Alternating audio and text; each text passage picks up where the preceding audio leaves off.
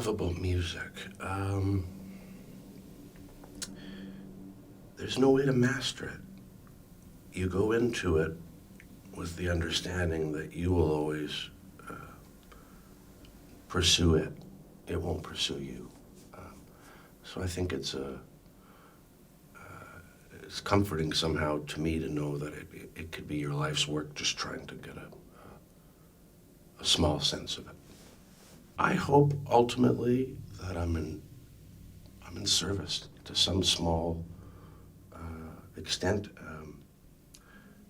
As I've gotten older, in my relationship with just life in general, but art and music, to know that I was of service somewhere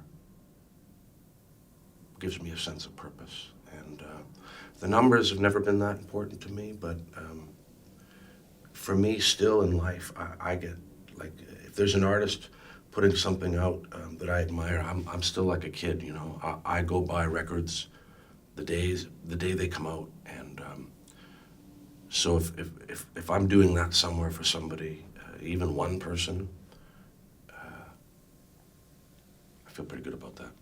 Sometimes the best take isn't the first take, but more often than not, there's something that happens in the first one that doesn't happen in any other takes. There's an urgency or a excitement or something there, and so there's something honest about that first one, right? Believe me, I'm not getting better after multiple takes.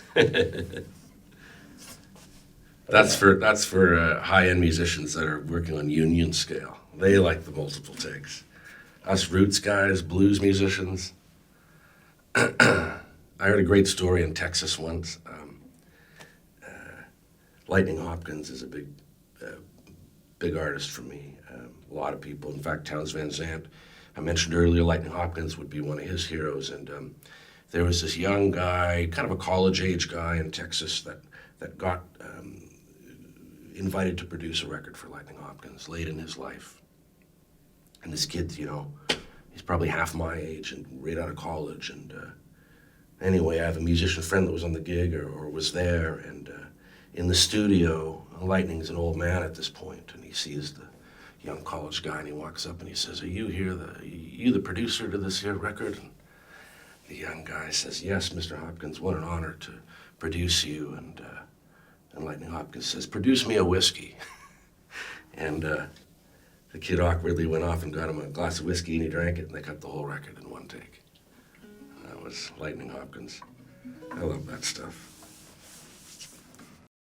This is a song called Before Tonight, and it's based on a poem from my book of poetry. And you know, I was walking through Assiniboine Park one night, which I do a lot, and I was seeing all these young people, many of which struck me maybe as being newcomers, certainly newer than myself. And they were all sitting at picnic tables, sitting around the fires. And I came up with the line that's the shortest poem in the book, which is, "We're all just warming our hands by the fire. How good it is to love somebody." And I thought of Louis Riel and how his big vision and dream for Manitoba was what he called a perfectly multicultural society. And this is what I saw that night in the park. And it was kind of comforting to me somehow, so the poem became a song. Not to mention the stars, just watch them fall. Here goes another one now. Yeah, not to mention the stars. Under the light of the moon, it shines in your eyes. There goes my world. Here comes the night.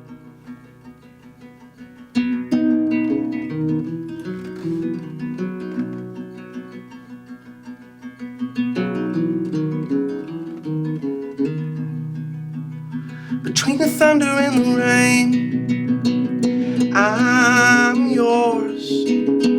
I'm like a train between the thunder and the rain. I'm caught in a storm, my heart like a drum.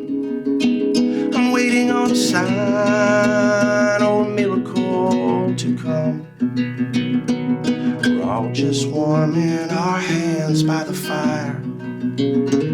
How good it is is to love somebody, just to love.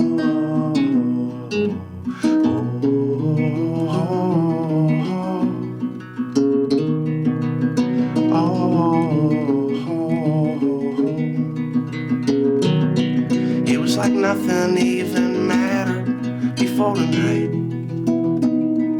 It was like nothing even mattered before the night. Before the night.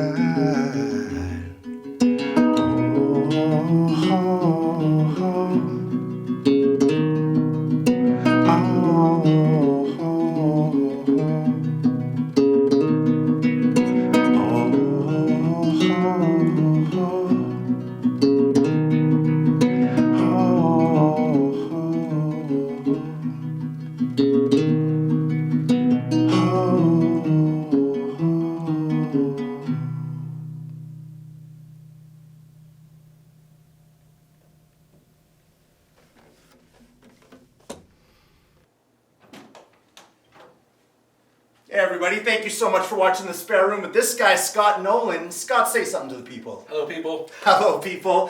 You've been a songwriter, a storyteller for so long. What kind of advice do you have for people that are just starting out? Don't do it. Don't do it! Stay in school. You heard it right here, folks. Stay in school, stay away from drugs, but make sure to follow Scott Nolan and check out his new album.